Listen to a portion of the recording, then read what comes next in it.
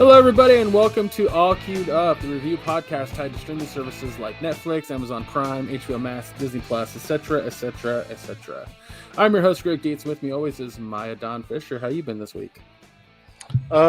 Pretty good. Pretty busy. Doing a lot of painting and building. Preparing for a painting competition next month. Actually working on two different entries. One is a Warhammer Space Marines Ironclad Dreadnought, and the other one is a Gundam Master Grade Barbatos. Been working on both of those diligently for the past few days. A lot each day, working on what I can. And the Master Grade Gundam, the Barbatos that I'm building, um, fantastic build. At least what I've done so far on the inner frame, because they have an inner frame and then you put the armor pieces on over top of it, and the engineering in them is pretty ingenious and this and that. Um, Normally, the inner frame is a very dull, similar to a gunmetal color, but it doesn't have a metallic sheen to it. Yeah. So, and I've sent you pictures of it. You can see the difference in the color. Um, I'm painting it a lot gunmetal metallic color. The inner frame, and of course the hoses and cables will be black and everything, which I've already got some of them painted black. But um because there are so many pieces that make up the inner frame, like literally over 100 pieces, uh probably close to 150 pieces in the whole body, in the inner frame and upper, torso, arms, legs, hands, feet, head, all that. I'm having to break it down little pieces at a time and doing sections at a time. So I broke down and primed the arms. Then the next day I painted the arms because let the primer get a full day's cure in. Broke down and primed one leg, painted it this morning or yesterday evening. No, I painted it this morning. Primed the other one, went to paint it this afternoon, like literally less than an hour before we started recording here. And I got almost all of the pieces of the right leg primed, and I ran out of paint. The only thing I don't have primed are the four parts that make up the foot. Oh, shit. So my Master Grade Gundam Barbatos doesn't have a right foot, just like me. But I don't have, because I'm using Tamiya light gunmetal. It's a rattle can, spray can, and it gives an incredibly smooth finish. I don't have a similar color. I have a color match in Citadel paints, which is Dawnstone, but the problem is it's not metallic. I don't have any metallic medium to make it metallic. Army Painter, the only color match, the closest thing is called a Field Gray, also not a metallic, and is more gray than silver. So I had to order a can of fucking Tamiya spray paint about an hour ago. Fortunately, I found it on sale for $5.39 plus tax from a website called scalehobbyist.com, which is where I usually get my Tamiya spray paints from. And they usually ship. I should have it by the weekend, which is a good thing. It just means that no more painting today or tomorrow or Friday, unless it comes Friday. Well, no, because I have appointments tomorrow and Friday, so I won't be home. So, I mean, that sucks. That's a little bit of a drawback, but I can work on my dreadnought in the meantime, and I can actually work on the rest of the body and cut out and sand the parts and prime and paint the parts of the armor. I can do all that in the meantime and get it ready to go. But, I'm not at a stall. It's just not like, oh, I can't make any more fucking progress right now. And I do have like another month to finish this thing. So it's not like it has to be done this month. So Yeah. I'm just focusing really hardcore on it. It's looking fantastic so far. But yeah, watch the Super Bowl. Football's over now, and I'm sad. My team didn't make the playoffs. They got eliminated. They fucked over their quarterback, and then they cut him yesterday because if they'd still been on the roster today, they would have owed him $40.4 million today. And they're like, well, we're not paying him that money. Let's cut him. And then they, as a result, didn't get any compensation for him, and now they're mad because he wouldn't work with them. Oh, you shouldn't have fucked him over. But yeah. What's funny is I don't have cable. I have traditionally for the past few years for the past 3 or 4 years used Sling TV for my TV services. Like the combination package Sling Orange and Sling Blue together for like $75 or whatever. With the sports package, that's how much it is for all that combined. Only thing is, it doesn't include local channels. But I have Peacock and I have Paramount, so I had NBC and CBS covered if they ever aired anything that I wanted to watch. But I didn't have Fox. So I've not been able to watch any games that are broadcast on Fox unless they were on the Red Zone channel. Well, the Red Zone channel can't carry just one game. So obviously it wasn't going to be on for the Super Bowl. So I had to find a way to stream the game. So I got a 7-day free trial of Fubo TV to stream the Super Bowl, and then as soon as the game was over, I canceled it. So I had Fubo TV for about 5 hours. But yeah, other than that, just building and painting, priming, and watching the end of the football season, and not being a bully on the internet. Referring to our previous conversation before we started. Yeah. Yeah. That's been my week. How was your week? It was good. I mean, it was work. There's obviously work, but Saturday night I went to our buddy Andy's house, the one that we play D&D with, and watched the Super Bowl at his house. We played a game on Saturday night called Pico Park. What Pico Park is it's a 2D style game with like 8-bit kind of cat characters. But what it is a series of obstacle courses and puzzles that you have to solve with friends. And you go up to 8 players. So it was me, his buddy Chris, Chris. Yeah. And his kids. 6 of us. It was a special kind of torture. Like, it was funny. It was funny because it was a pain in the ass, but it was like, there were some moments. Oh, sorry. There were some moments that were really fucking like, so there's a puzzle. It's not even a puzzle. It's more of an obstacle course. But what it is that there are a series of buttons that say don't press. If one player presses a button, all players die. And you have to restart. It took us like a solid fucking 25, 30 minutes. Because it's, you have to. The buttons say don't press them? It literally says don't push above the button. And it's not because like, oh, somebody is just fucking around. It's literally because you have to jump over the button. And if you fuck it up just a little bit. If you don't time your jump, you land on the button. Yes. We got to the end at one point. Like, because that's the other thing, you can stack on top of other players' heads to reach certain things, like a key or something that then travels with the team. And oh, pardon me, God, I don't know where this comes from.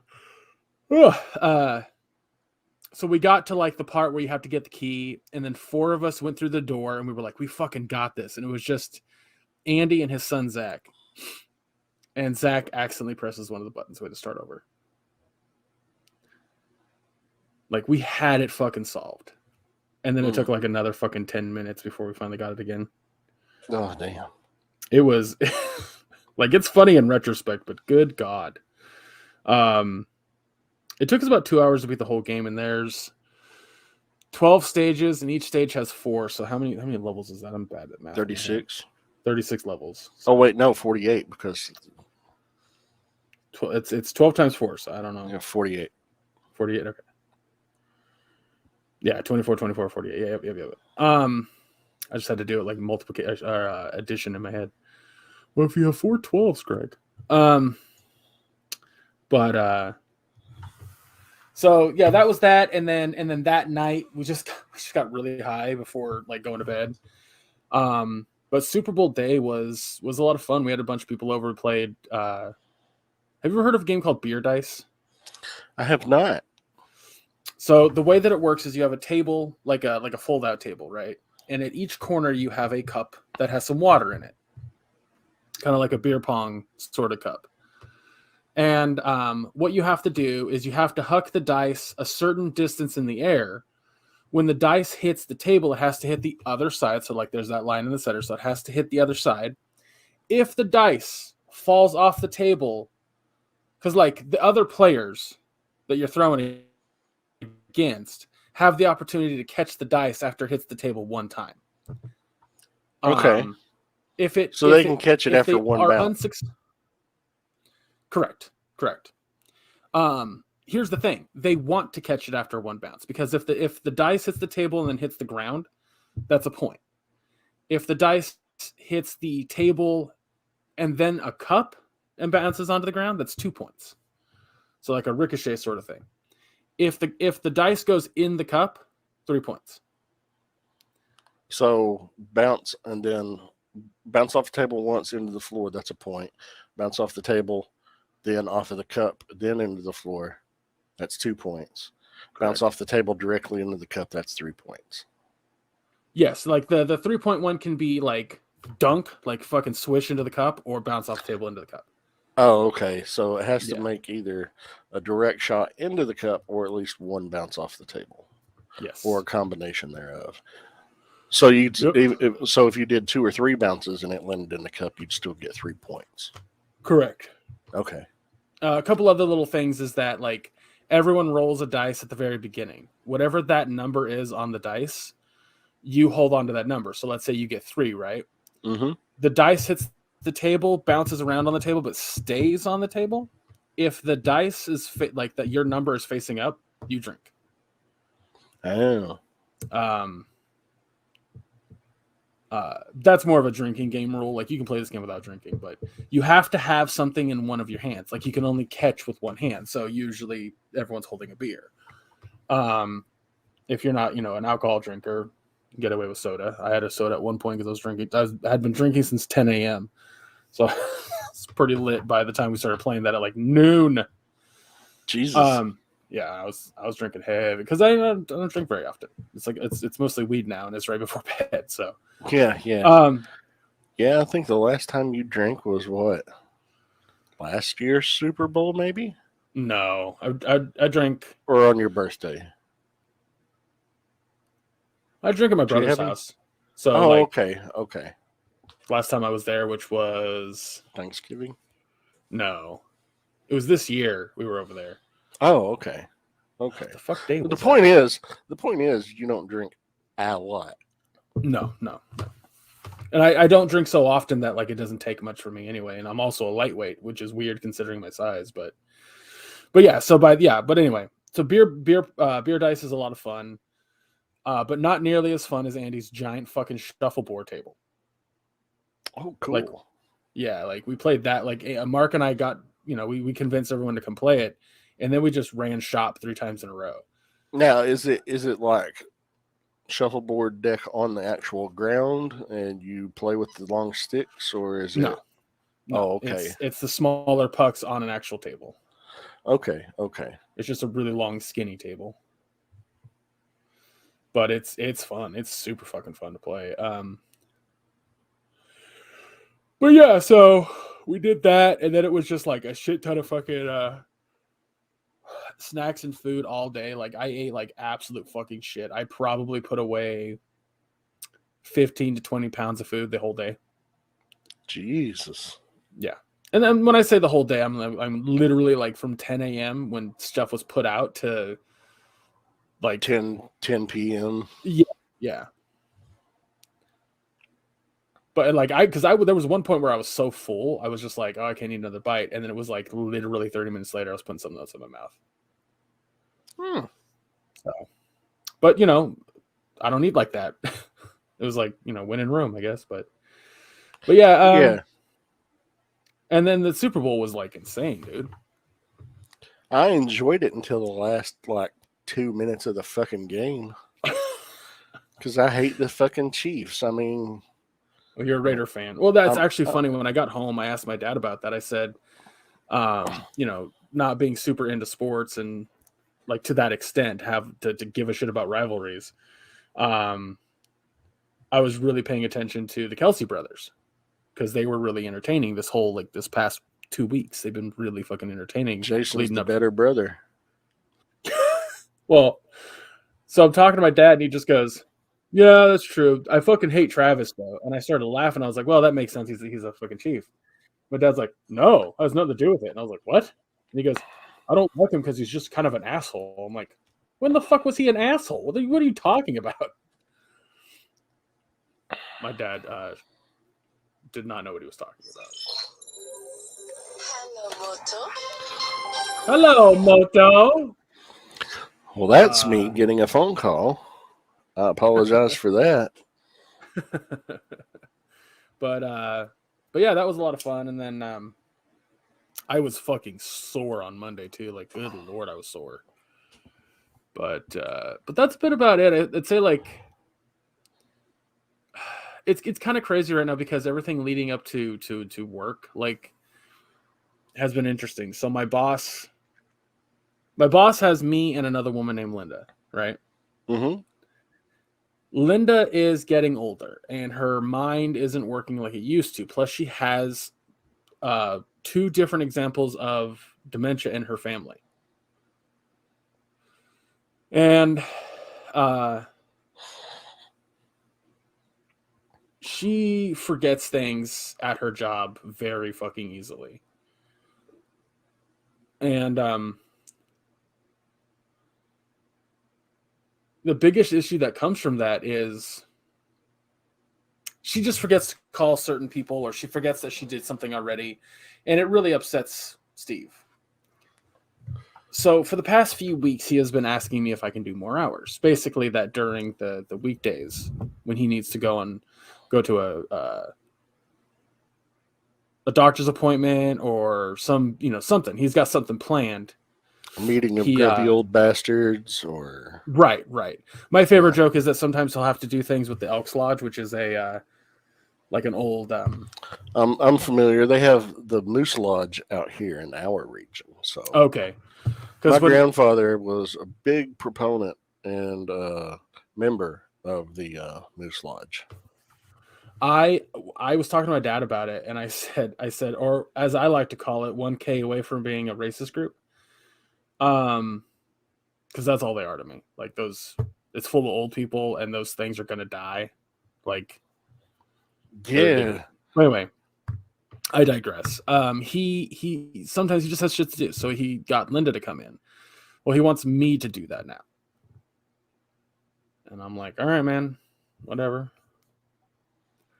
So I'll have more hours, not a ton more hours, but more hours nonetheless. Yeah, 4 hours sprinkled in here, a few sprinkled in there, but... Oh, sorry, God. I don't know where these yawns are coming from. I'm not tired. It's fucking still the morning right now. For you. Yeah, well, it's true. Man, it's fucking nice out here today. It's 67 degrees outside. I've been just sitting on the patio painting and priming since like 8 o'clock this morning. Just in and out. Prime, let it cure for an hour, paint, assemble, disassemble, prime, let it cure, paint. It's been extra fucking cold over here. Well, it's going to be in the 40s. It's going to be in the upper 60s tomorrow, but it's going to be in the 40s like Friday and Saturday. I had to do laundry yesterday, and every time I had to leave the house to go to the, because my washer and dryer is outside, we had to pay. You know, we live in an apartment complex. Yeah, same here. Our like, laundry room, motherfuckers, all the dryers are broken except one, and they haven't even fixed the fucking dryers, and they've been broken down for a month and a half at least since Christmas. And yet they saw it fit to up our fucking rent and make us pay $136 more a fucking month. But no, we can't have more than one fucking working dryer. Fucking office manager's never in the office. I know she has been here literally 3 fucking days all year. She's supposed to be here 4 days a week minimum. She's been here 3 days all year. It's the 15th of fucking February. I'm not surprised. How was your Valentine's Day yesterday? I kind of did not a whole. I did laundry, as I was saying earlier. What I was gonna say with the laundry part was when I had to go outside to put in the dryer or whatever, because I was doing my folks too at the same time. The wind chill was like bringing the temperature down to like low, like 39 or something like that. But it was supposed to be 50 outside, so. And us Californians aren't used to that kind of weather. So I'm walking outside just like, oh my God. Right through my bones. That's been, the high for us mostly. Right. For the past 2 months. Yeah. So this week it's been very uncharacteristically warm for mid-February. Exact opposite over here. But why don't we go ahead and get to the reviews? Yeah. What are we reviewing today? So we, very characteristic of Maya and I, did not tell anybody we were doing this because I was gonna tweet it out yesterday as of recording this, but again, my brain doesn't want to fucking remember shit. So we added a comedy special, a stand-up special to our list. It's Jim Jeffries' High and Dry. So we're gonna talk about that. Released yesterday, Valentine's Day, on Netflix. Yep. Poker Face episode 6, The Legend of Vox Machina season 2 episodes 10, 11, 12, and 12 being the finale, and The Last of Us episode 5. So we'll go ahead and start with the earliest thing that we watched on our list, which was Poker Face episode 6. Yes. This was episode 6, titled Exit Stage Death. And it starred Ellen Barkin, Tim Meadows, and Jamila Jamil. So 3 pretty notable. Well, Ellen Barkin used to be a big deal back in the 80s and early 90s. Tim Meadows, of course, was on Saturday Night Live for Hell and Ever.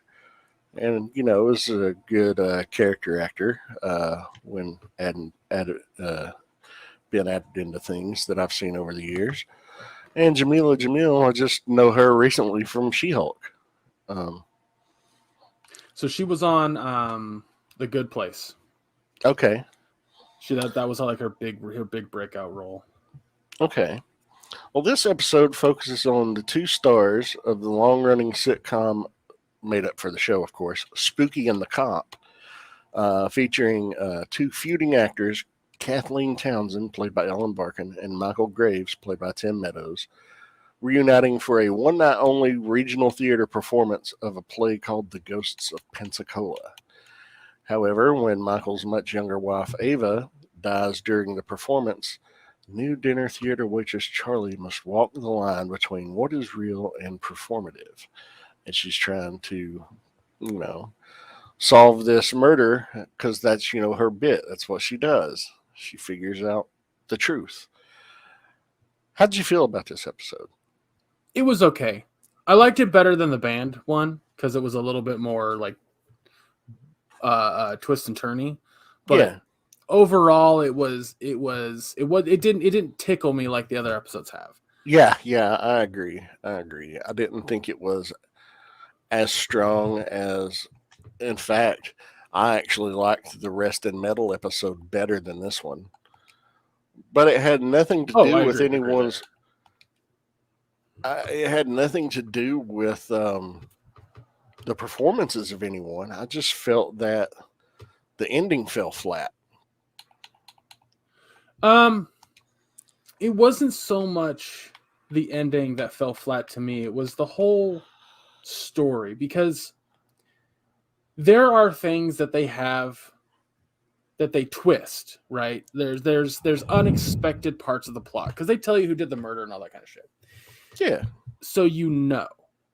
And I watched them do the murder, and then shortly after the episode had actually started, I think I said out loud, "Oh, those two are in a relationship and they're trying to, you know, fake, or not fake, but what do you call that?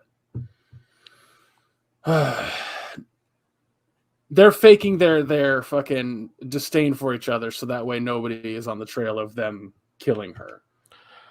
See, I didn't pick up on it at all. Oh, interesting. I didn't pick up on it at all. And I normally pick up on things like that. This time, no, not a bit. Interesting.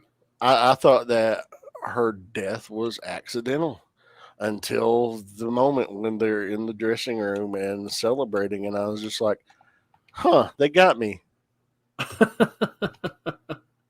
No, I saw that shit coming a mile away, and then I was like, okay.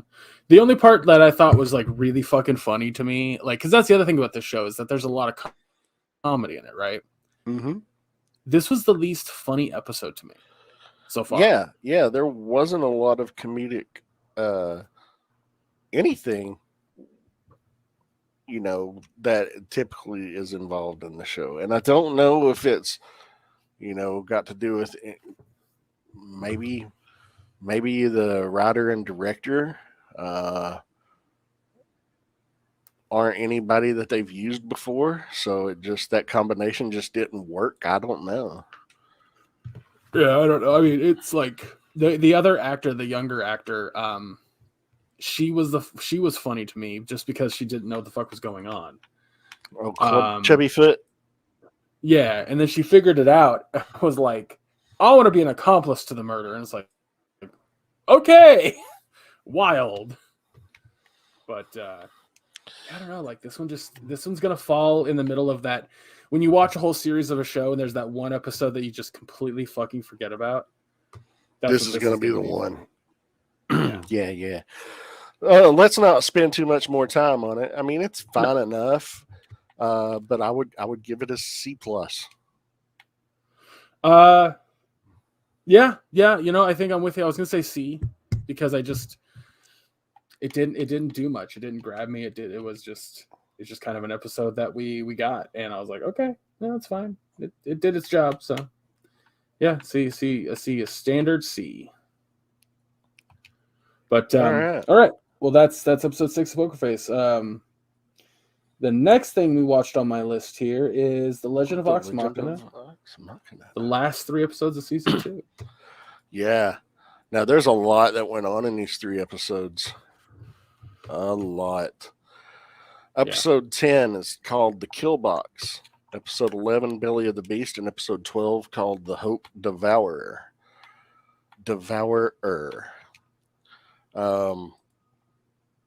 So episode 10 opens up with Keyleth, Vex, and Percy and Vex arriving back in Whitestone to find it hidden by a cloaking spell.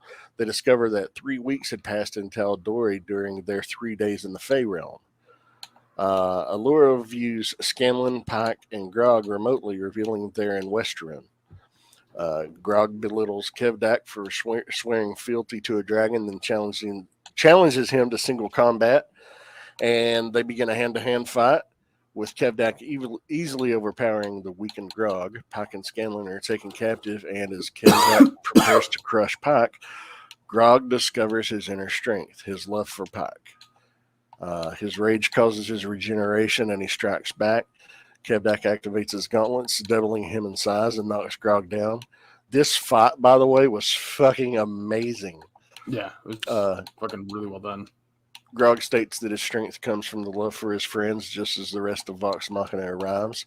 During the resulting melee, Vex transports Grog to a high altitude, giving them the momentum to bisect Kevdak with an axe. Grog acquires the gauntlets and names Kevdak's son Zanror, his cousin, as the new leader of the herd before asking for assistance in killing a dragon. During the post-battle festivities, Scanlan goes to Kaylee to a private bedroom where, after restraining him, she reveals herself as his daughter who is seeking vengeance for her mother. Big twist there. Yeah. So there was an obvious fucking, like, you could see it coming a mile away situation with Grog and going, oh, he's going to get his strength back by, saying I get it from my friends, and I was like, that's obvious. But they were like, hey, if you haven't listened to the podcast, then hey, here's what here's what you're not going to see. So Kaylee coming around the corner like that, I was like, whoa, all right. Yeah. But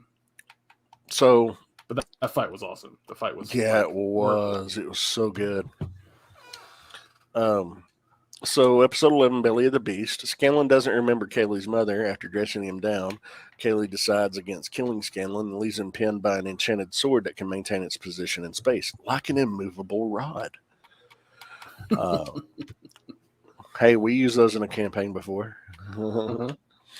Umbrasyl, the Black Dragon, declares to Thordak that Westruun has been depleted of gold but wishes to claim the vestige before returning. Anna Ripley enters and reminds Umbrasyl of their deal, the power of the vestiges, in exchange for his resources. While Grog and Percy explain their plan to trap Umbrasyl, Vax visits a temple of the Matron of Ravens.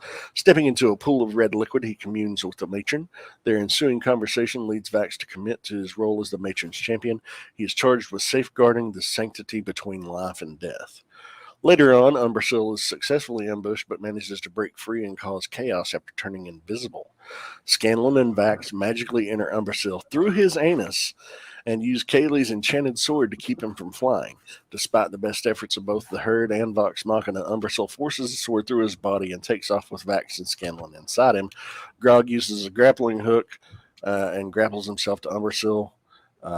Grappling hook made from an axe and a rope, essentially. He hooks onto the ass end like the tail of Umbrasyl, and that's how that episode ends, with the rest of the team like, oh shit. Yeah. And then I love that though when Scanlan's like, we're gonna have to enter the dragon, and Vax is like, through its acid filled mouth, are you insane? He's like, not that way.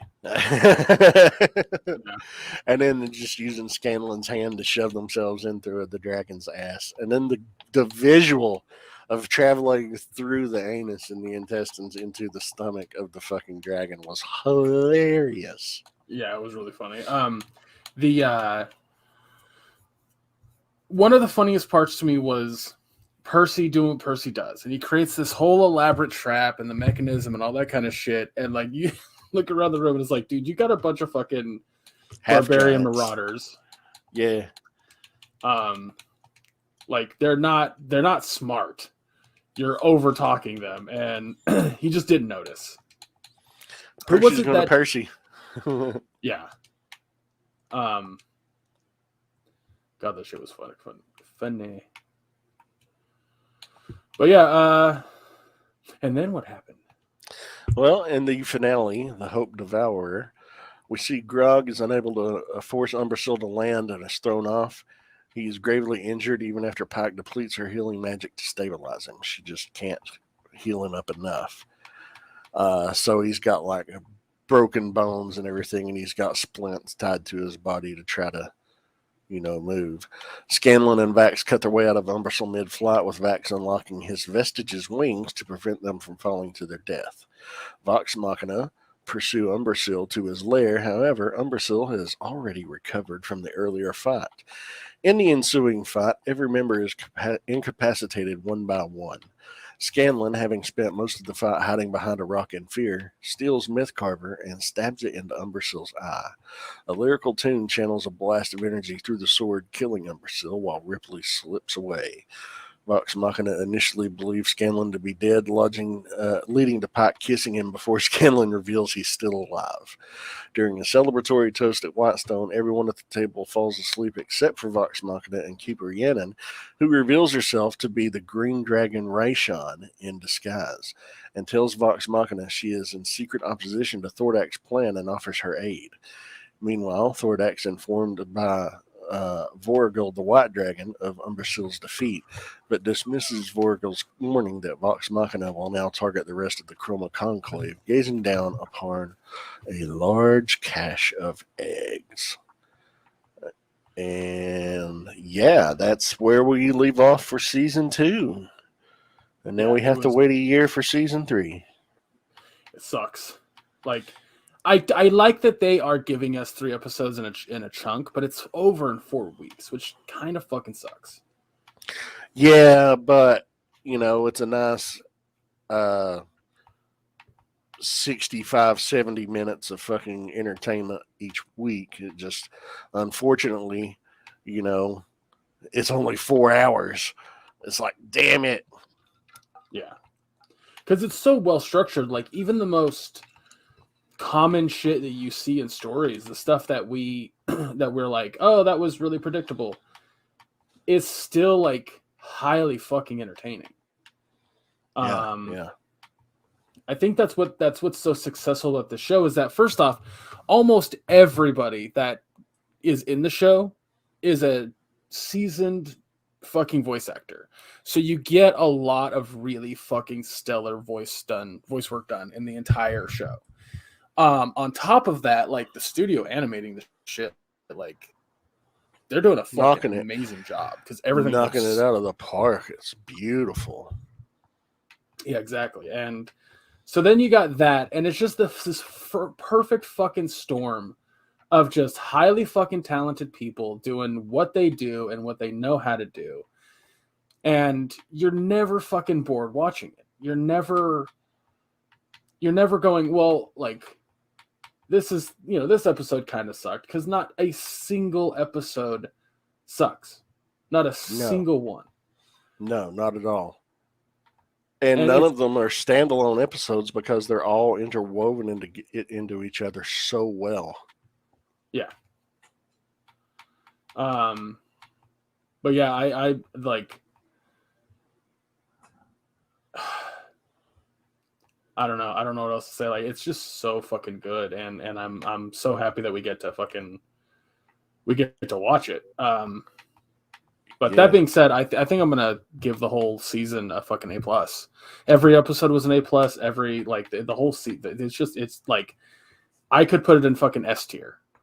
I, in fact, am putting it in S tier. It was that much better than season 1. I think that this season was so fucking good from start to finish. It deserves S tier, the whole season. Because really, if you watch it, you can watch the entire season in an afternoon. It's just over 4 hours in length. Yeah.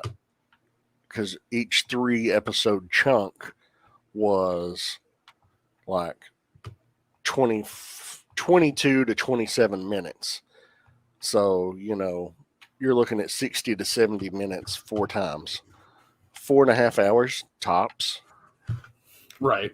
What's funny is I was talking to Mark, one of our D&D friends, because at the Super Bowl, because he has listened to the entire Vox Machina show, and like, he's been doing it while he's working.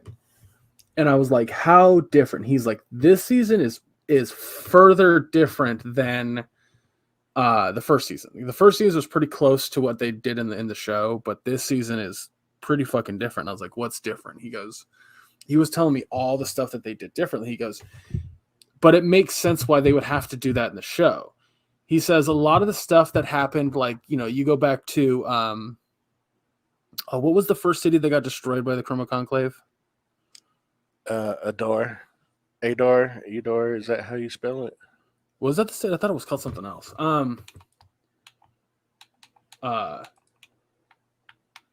But he said, like, when they go and get all the stuff that they ended up having through the entire show, he said like the scene where they go to Gilmore's, right, and they just start gathering shit. He goes, that didn't happen in the comic, or the show, the podcast. He goes, that's not how they got any of those items. I was like, oh shit. And he was like, yeah, it's completely different, but you can't spend that much time in a show doing what they did and then in the podcast. He goes, one of the biggest things about, their first foray was, they had switched from Amon is Amon. Amon's the name, not Adar. Adar was fucking from Lord of the Rings, Rings of Power. That's what I thought. I was like, that sounds familiar, but it doesn't sound like it's from this. Sorry. But he says, like, as they progress through the Vox Machina podcast, they start to get better and better and better. And the reason that they started off really kind of not great was they had to transition everything from Pathfinder to D&D. And so they had to create a bunch of new shit in D&D. Like, one of the big things that, I kind of had a realization about was fucking Talison's character, Percy. Yeah. Percy was like, it fit perfectly into Pathfinder, and they had to create new shit for him in D&D. Yeah, because in Pathfinder, which I'm familiar with and have played, there are firearms, handguns, rifles. Yeah. Not in D&D. No. So they had to convert that shit over and figure out a way to make it work. But they did a great job of doing so. Yeah, they did. They did a fantastic job. But like, those are the differences. Those are the things that, they can't do the exact same thing. And hearing him talk about the differences, hearing him go like, oh, they skipped over an entire part because this and that and this. And I'm like, that makes sense. Like, you cannot tell the exact same story. It just will not fucking work. Like, the way that D&D stories fucking flow is so much slower than a show. And you're going to lose your fucking audience quick. Like, yes, a huge chunk of the people watching Legend of Vox Machina are the fans of Critical Role. But there's still a massive number of people who don't. Yeah. So, but yeah, A+ or S tier. This is the S tier. It's great. If you haven't watched it yet, I highly recommend it. Yeah, don't sleep on it. If you're a fan of high fantasy and solid storytelling, great voice acting, don't sleep on it. Check it out if you haven't already. I'm telling you, it's so good. These rundowns that we do, I mean, yeah, it spoils a few things here and there, but there's so much that's left out. It's just hitting the high notes. Yeah. Well, we don't want to ruin the whole fucking thing for people. No, fuck no. But yeah, and then later on Friday night, HBO aired episode 5 of The Last of Us, because instead of its normal Sunday night time slot, they said, we're giving it to you 2 days early because of the Super Bowl. Yeah. So we got that. And that episode was called Endure and Survive. We see Henry and Sam. When we last saw Joel and Ellie asleep in an apartment building, they woke up to gunpoint by Henry and Sam. They make a tentative truce with Joel and Ellie. Joel wants to part ways, but Henry proposes that they all escape the city together using underground tunnel routes that only Henry knows, which Joel hesitantly agrees to. In the tunnels, Henry confesses to Joel that he was the one responsible for the death of Kathleen's brother, turning him over to Fedra in exchange for medication for Sam's leukemia. Was it in the tunnels? I thought it was in the building above the city. Maybe it was in the building. Because I just remember them standing over like a long shot of the city talking about going into the sewers. Maybe it was before they went into the sewers. Because Joel was like he was like, I don't trust a rat or something like that. Yeah, that's right. It was just before they descended. Yeah. And then he tells him, well, I didn't tell you the whole thing and I did it for this. And then Joel's like, okay, I understand why you did it now. And I don't hold that against you. Exactly. So after they escape through the tunnels, and I love how they translated this from the game.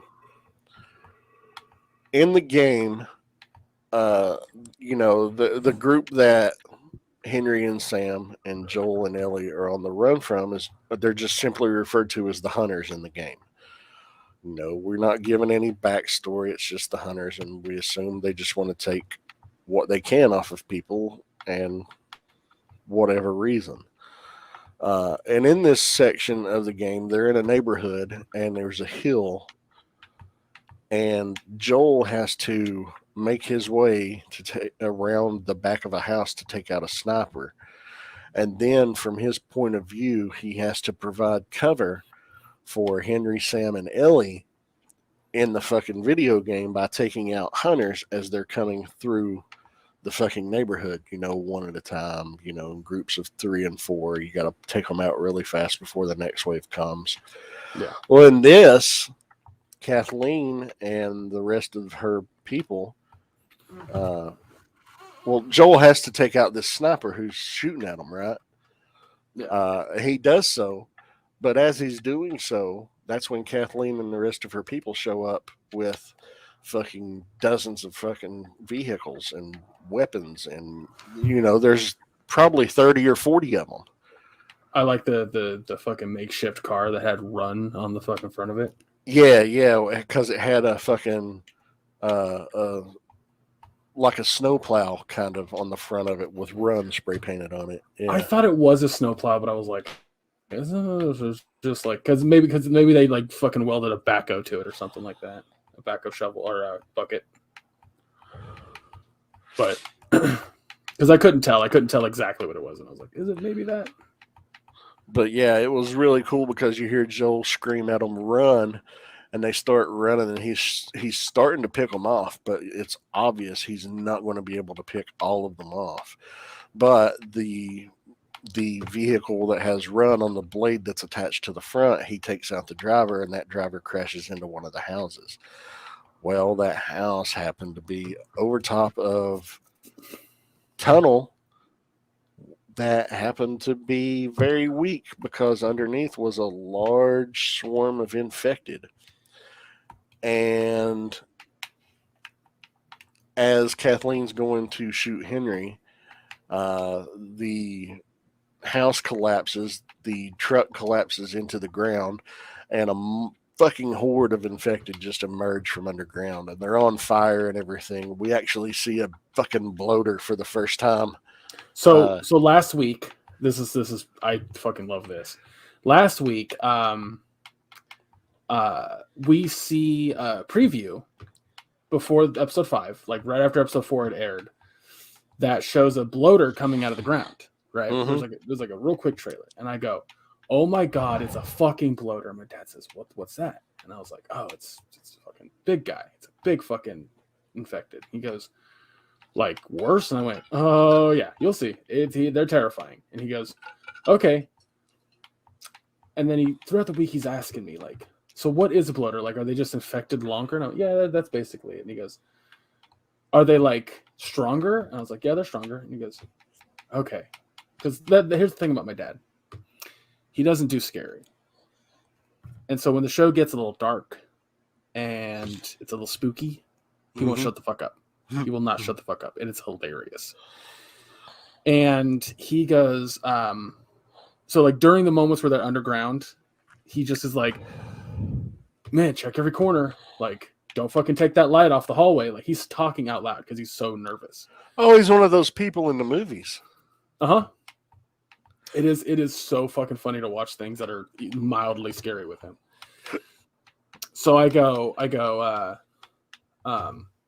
we get to the part with the horde, or the horde comes out of the ground, and my dad was like, "You didn't say anything about a horde." And I was like, "Oh, did I not mention that a bloater usually comes with a horde? Did I not tell you that? Did I not express that? I'm sorry. That's something I probably should have told you, but I intentionally left out."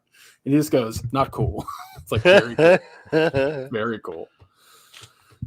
So this bloater, it just wades in and into this fucking militia of Kathleen's, and her right hand man Perry is just unloading the fucking clip on fucking fully automatic onto this fucking thing.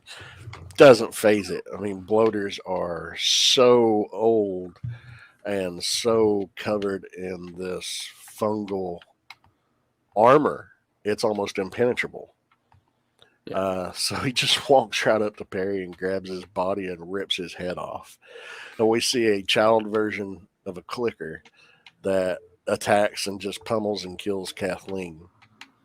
Real quick before you continue, that death that Perry had is the same kind of death you can get in the game as Joel. Yeah. Which I was like, that's fucking rad.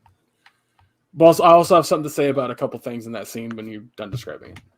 Well, I'm done describing that scene. So the bloater himself that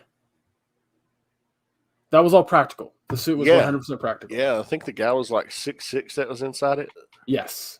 The suit itself weighed 200 pounds alone. Jesus Christ. The dude inside is a fucking, like, he's a part of, like, the strongman competition stuff. Oh, sweet. Yeah, they were like, we need a dude that can handle this load.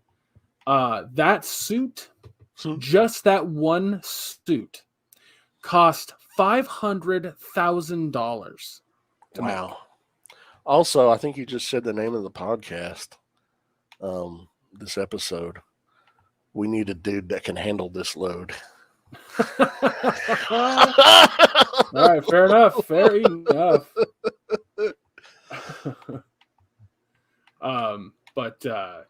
Dude, yeah. And then the little girl that was in the back seat, she's an actual gymnast slash contortionist. Contortionist, yeah. She was like 13 years old or some shit. And so she was hired for that scene. I was like, that's good. That's terrifying. So that works out. But yeah, there was a bunch of little things like that through the whole episode. They're awesome. In the ensuing chaos, Joel and Ellie and Henry and Sam get away. They make their way to a motel. And Ellie and Sam are in like the bedroom area of a suite, and Joel and Henry are in like the living room area of a suite. I think, or maybe it was just adjoining hotel rooms. I'm not sure. I don't remember the particulars of, but regardless, Sam shows Ellie that he was bitten on the leg. Ellie cuts her hand open, rubs it on his wound. She says, "My blood is special," hoping that she could cure him. The next morning, he's sitting on the bed, and she nudges him on the shoulder, and he turns around, he's infected, starts just attacking her. And Henry is forced to shoot him and kill his little brother, and then turns the gun on and shoots himself. And Joel and Ellie bury them and then set off on foot heading west. And that's how the episode ends. This part of the show was identical to the game. Just if you flipped like a mirror image. Like him tackling her through the door, and then Joel going to grab a weapon, but Henry saying no, and then pointing it at and then shooting his brother, and then freaking out, and then shooting himself. Like that entire scene is in the game. Like, note for note. I've watched people put the scenes next to each other, and it's like even timed the same. Yeah. I'm like, that's fucking rad. And it's brutal. I've said, yeah. Sorry, as I say, I've said ad nauseum in this podcast that a show doesn't have to be identical to the game, but when they do things like that, it makes me very happy. Yeah. And that's the brutality of this life that they have to live now. It's like unfortunate. You see infected children, and with the 13-year-old girl, and then you see Sam, who in the game I think he was 11 or 12, but in this I thought he was the same age as Ellie. He may have been 14 in the game, but in this one, in the show, he was 8. So we see an 8-year-old get infected and then The age of Sam killed. in the Last of Us video game. But yeah, 13. He's 13, so he's a year younger. He was a than year Ellie. younger. He was 13. Okay. Just really, really strong episode. The people that didn't know the game and didn't know the spoilers, like they've been tweeting out things, and they're just like angry that the show told that story, but like angry, not angry at the writers, just more angry that they kind of had to subject themselves to that kind of brutality. And I'm like, I kind of get it. It's the same shit like when you watch fucking Game of Thrones and you're like, I really like that character, and then they get killed, or like when the brutal scene with what's his ass in The Walking Dead, Glenn. Yeah. It's I get it. It fucking sucks. Like it's but that's a drama. That's what you get. Like a good drama, a drama that doesn't have to hold back. And so very fucking A+ to this episode. A+. I don't think we've given any episode in the show so far not an A+. So you kind of see where this is going. Yeah, it's absolutely an A+. It's fucking just incredibly well done. And I love how, in the tunnels they find the shelter, where people were actually living. And you see the children's drawings in the playroom and everything. And then the children's drawings, apparently a couple of the Fedra officers were their protectors and were keeping them secret. But, then that raises the question, oh shit, did Henry sell out their protectors? Is he directly responsible for this hidden colony of people becoming infected now? Of course, it's not something he's going to have to live with. No. But I love the question. I love that this episode did a little bit better than the game did, of kind of explaining and giving justification why Henry would shoot himself so quick after having shot Sam. And this out and all this kind of stuff, and you're like, yeah. And it goes back to episode 3 of like, you were my purpose. Yeah. It's furthering that context. Like the game does that pretty well, but this show does it better. Just straight up personal. Yeah. I don't know why I have to say that out loud. I'm the one that said it. So, but sorry, I could talk about how great this fucking show is and how well structured it is and how much like. I said that to somebody at the Super Bowl party because they hadn't watched an episode of the show, and they were like, well, I like the game. And I'm like, it's better than this game. It straight up is. And they were like, what? And I was like, and I fucking love the game. The game is it's a 10 out of 10 game. And they're like, how is it better than the game then? I'm like, you have to watch and see, but it's better than the game. So. Yeah, it really is. But it really is. And I'm actually going back and replaying the game a little bit by a little bit. And, I've played through the game 3 or 4 fucking times before.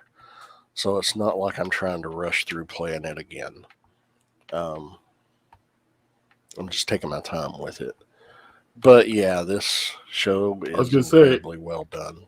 I was going to ask you if you actually are playing it, considering that every time I see you on PlayStation, you're playing Red Dead. Well, I play Red Dead Online first thing in the mornings when I get up at like 6 in the morning, and I'll play it until about 8, just getting my daily challenges done, and then that's it. That's I'm done with it. Oh, I said it. Then I flip over to. Sometimes I'll play it for about an hour before I go to bed, so that's when you'll see it at night, I guess, if you're still up.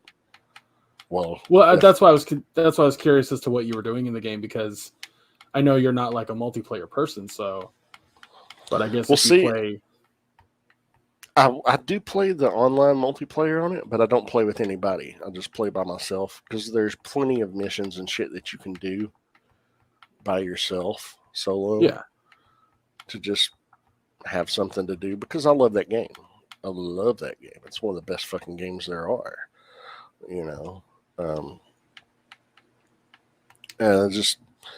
not ready to put it down yet, so I just do that for a couple hours each morning or an hour late at night before I go to bed. And sometimes there have been times where I've like fallen asleep playing it in my moonshine shack, doing a thing, and You know what I that's honestly the only thought you time were. that's the only time it won't time out Oh, Jesus. because it has a 15-minute timeout if you're inactive for 15 minutes, unless Yeah, you're that in your makes sense. moonshine shack. The reason I was also asking is because I know that game has like a bunch of stuff in the single player that you have to do to 100% it, and I was like, is she trying to 100% it right now? Like, I thought she already did, so I was like, I always went to ask. No, I'm actually at 97%, and I am slowly trying to 100% it. What I have to do to 100, the only thing I have left to do to 100% it is I have to get 70 gold star ratings on missions. Okay.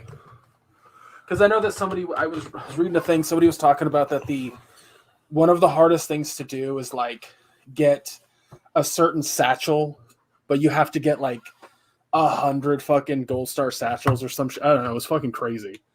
Yeah. I'm slowly working towards that too. So anyway, we should hello Moto. It's gonna be God funny. damn it. Have in the middle of the podcast. So I have I've got a Motorola phone, people. Well, what do you have?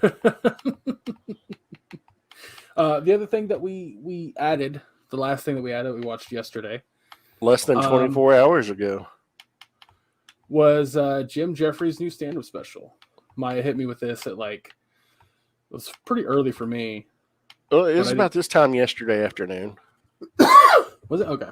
I thought it was earlier than that. But... It was probably a little bit earlier because I don't think Madison was home from school yet. And Madison just got home from school, so. Yeah. But yeah, it's called High and Dry.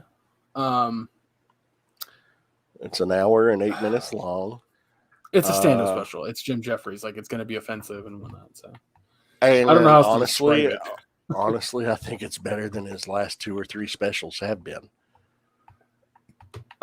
Sure. I don't like, to be honest, this one didn't. I don't think I laughed one time. I think I chuckled. Really? I laughed my ass off. There was just a lot that I was like, it's all right. This joke's fine, I guess. Like, I was not offended, but it was just like, it felt like he was taking the easy street on a lot of his jokes. Like, nothing felt as creative as some of the stuff he's done in the past.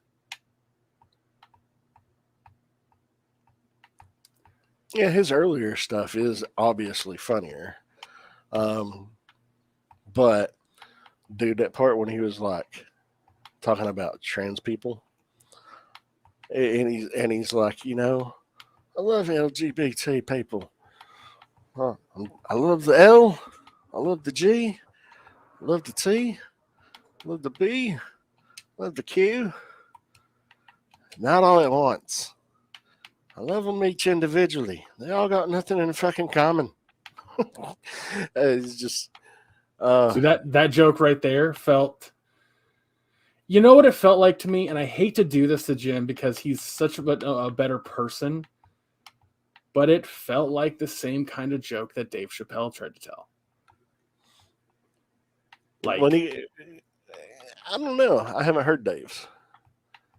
Oh, I did. Well, because Dave did something similar where he was just kind of like, I have nothing against the LGBT people, like the Alphabet Mafia. He goes, but then he started going into like the stuff that we've heard where he's just like, they're fucking targeting me on social media, that kind of shit. So, but it was like, it just felt, I don't know.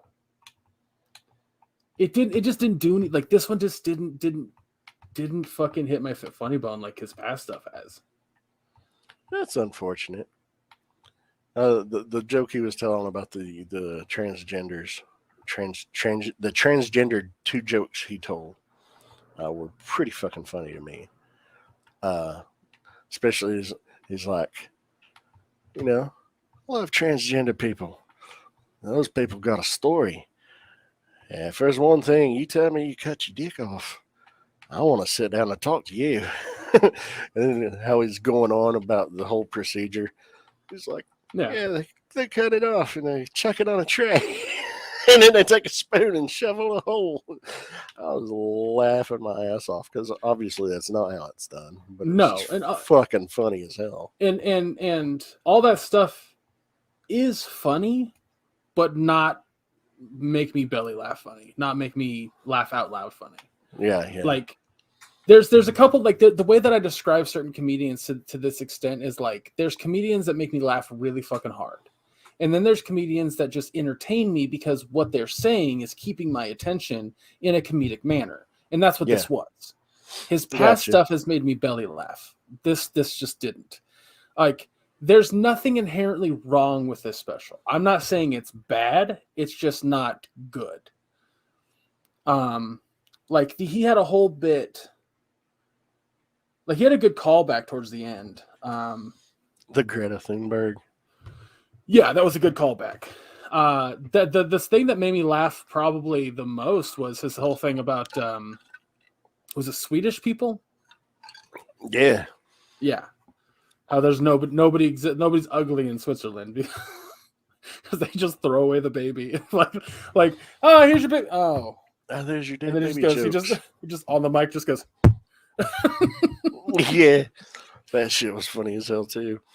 He holds it up to the official guy. Guy looks at it.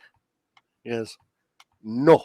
Yeah, dude, that was funny. And then the women are so used to it in that country, they're just like, "Hey, where's my baby? Oh, was it ugly? Okay. Oh, maybe it was ugly. Oh, okay." Dude, like that shit made me laugh, but I don't know. The transgender jokes weren't bad. It just didn't. Yeah, they weren't offensive transgender jokes, which is the difference between his and. I wouldn't say they weren't offensive, but they weren't made to be offensive to that degree. Like it wasn't offensive for offensive sake. No. Like I love fucking offensive comedy. Like one of my favorite comics is. I do too. Anthony Jeselnik. Holy shit, that guy's great.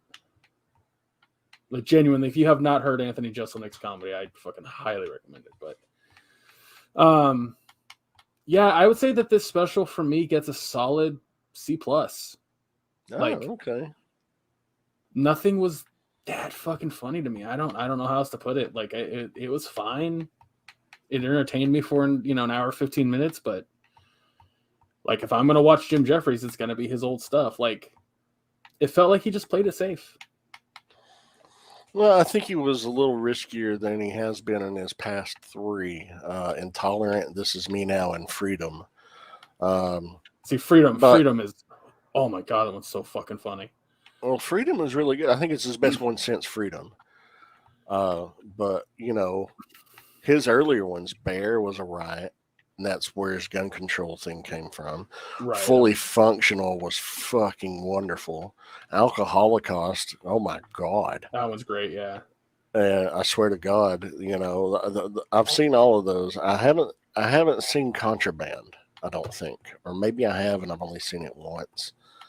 But yeah, I love his shit. But his earlier stuff is funnier. But I thought this was, better than the last two, and I enjoyed it enough to give it an A. Yeah. But yeah, love you, Jim. Like you're gonna fucking hear this. I was gonna make that call. I was gonna make that joke, but I was like, I'm just gonna let her do her thing. The DJ Qualls fucking coming out story was hilarious. I see. That was the part of the thing to me that was the least funniest. Really? Oh yeah, like that whole thing. I was like, this feels like a long story. I did not laugh at that bit at all. I was like, oh, okay, I know that you loved it, and I'm just kind of talking shit on it, but it's like, I got to be truthful. I got to, Oh, I'm not gonna lose sleep over it. I just hate shitting on things that somebody else enjoyed. Shit, Raquel Welch died. Really? Yeah. Wow. Damn. I'm having trouble putting her face. Shit. Because I know the actress. I know I've seen her in things. Raquel Welch. There we go. Okay, there we go. Jesus Christ! I just need a face. I just need to see a face. Internet. All right, guys, that's going to do it for this week. Next week is going to be pretty simple. It's just going to be episode 6 of The Last of Us and episode 7 of Poker Face. If we do come across something, which I think that there is something this week. I know that like Thursday I'm going to go see Ant-Man and the Wasp: Quantumania. But I'm going to try to go see it Friday if everything works well. Works together. out. Well, maybe I'll let you know, keep you updated on that. But I think, Misty I'd love to gets review paid it with you. tomorrow. Misty gets paid tomorrow, and she gets her state tax refund back tomorrow too. Ooh, so nice. And then her federal next week. So we'll have cushion money again. Yeah, I know you guys like to make a thing of it because the theater in town fucking sucks ass. So. We don't even have a theater in town. The closest theater is 35 minutes away. Oh, that was the other place you lived. Because I remember you talking about that there was one. Might have not been you? Well, yeah, when we lived in Norton, but we've not lived in Norton since 2011. But that theater in Norton, which is 35 minutes, to get there with traffic, it sucks. It sucks. I mean, it's stadium style, which is standard for theaters these days, but the picture quality isn't good. The sound quality is worse. Yeah. And, it's like, ooh, yeah, I can pay $7 or $6 and go to a matinee, or I can drive an hour and a half, go to a good theater, pay $11-12 for a matinee, but then go spend time with Misty's sister and her family and have a day of things and enjoy myself and have good quality. That's what I prefer to do. Yeah. Oh no, I get it. I totally understand that. Like 100%. Well, if we do end up adding Ant-Man and the Wasp: Quantumania, if everything works out, make sure you follow us on the social medias. All the links will be down below. We'll try to let you know. But Jesus Christ, we're so bad about it. We are. We really are.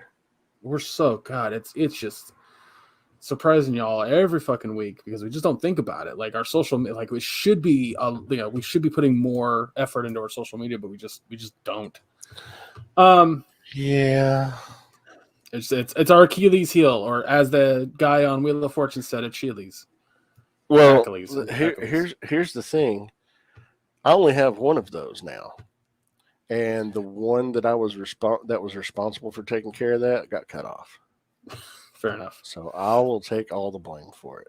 She says this like we didn't have a problem with it before, but pre-foot being gone. Didn't really.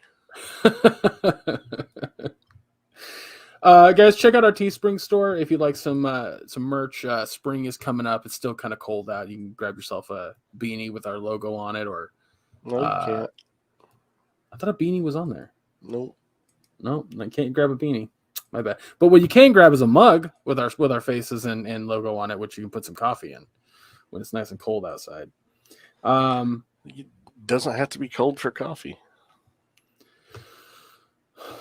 Can you just let the ad write itself?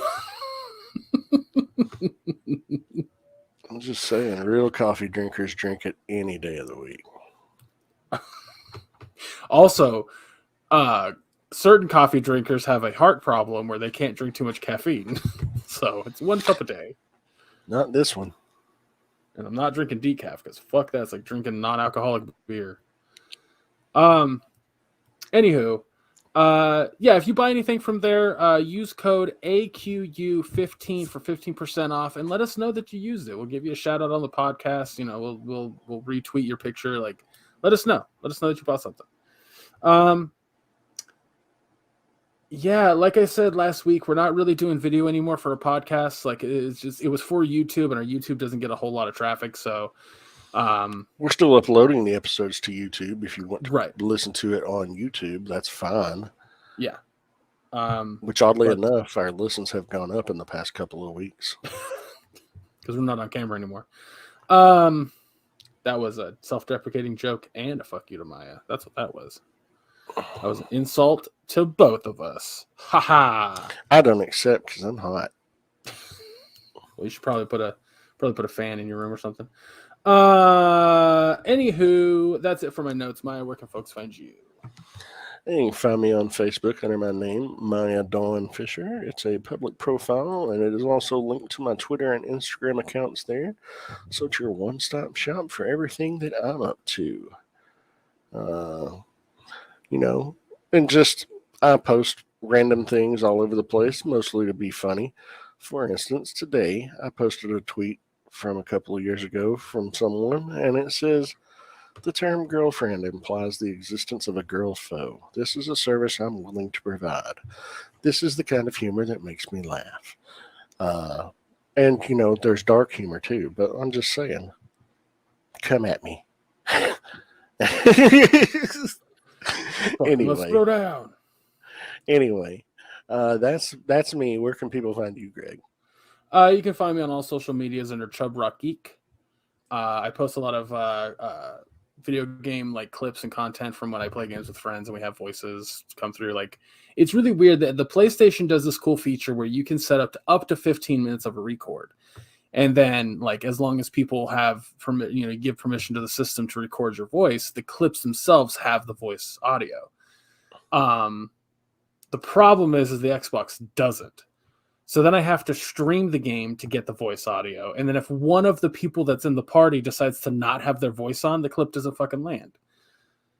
And I'm like, this is a hassle. It's a pain in my dick. Anyway, I do post those clips there. I'm actually going to post a bunch today as of recording this from playing Uno and Wheel of Fortune last night, because we had some pretty fucking funny moments with that. But yeah, that's it for me. But yeah, guys, remember Last of Us episode 6, Poker Face episode 7, potentially Ant-Man and the Wasp: Quantumania. Hopefully we can. I'm definitely watching it tomorrow afternoon. Thursday at 3:00 is my ticket time. So I'm very excited about it. I know that it's like the second MCU movie to get an actual Rotten on Rotten Tomatoes or whatever, but I'm like, I don't care. Like, I really enjoyed Eternals. So I'll probably really enjoy Ant-Man and the Wasp 3. So. Yeah, I love Kang, and I've been looking forward to Kang for a while now. Yeah, same. But yeah. All right, guys, thank you so much for listening. We love you. Thank you so much again and again and again and again. Always remember, fuck the GOP, fuck the NRA, donate and help while you can, and we'll see you next week. Take care, everybody.